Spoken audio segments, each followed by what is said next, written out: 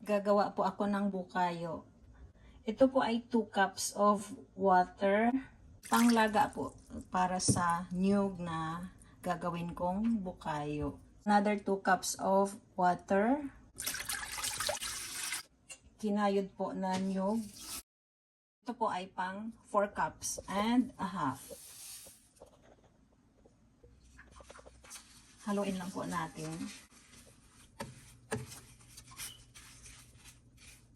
Ilalaga po natin sa loob ng 1 oras para po lumambot ang niyog.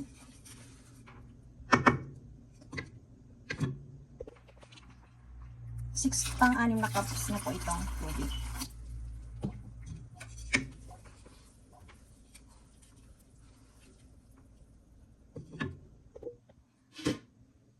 Lagyan po natin ng takip, pero kailangan po bantayan natin baka po umawas.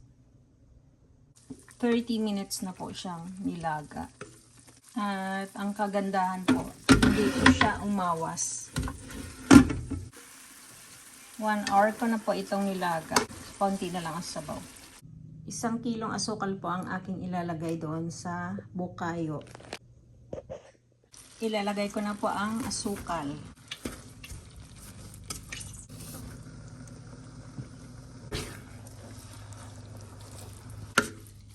Lalagyan po natin ng asin. Ito ay kalahating kutsarita. Lutuin lang po natin hanggang sa matuyo.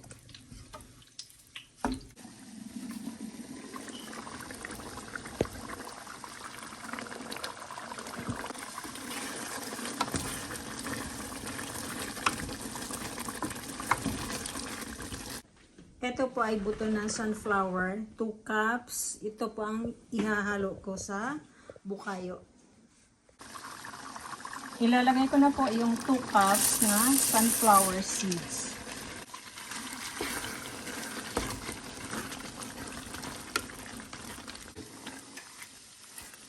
Para mabuo po ang bukayo, kailangan ang pagkaluto po ay tuyong-tuyo.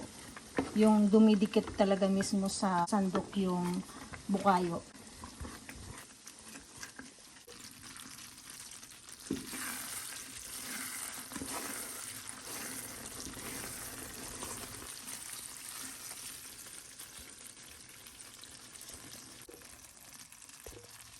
Luto na po ito.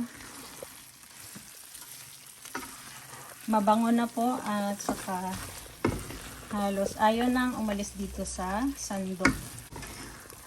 Ayan, maganda po ang pagkaluto. Walang sabaw.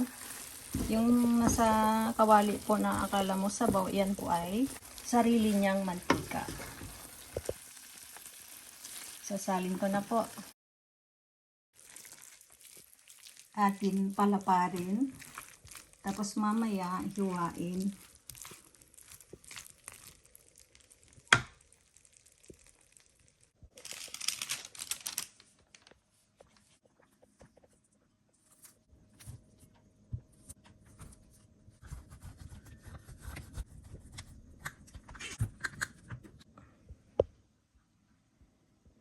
Tingnan po natin ang ilalim. Yan po ang kanyang ilalim.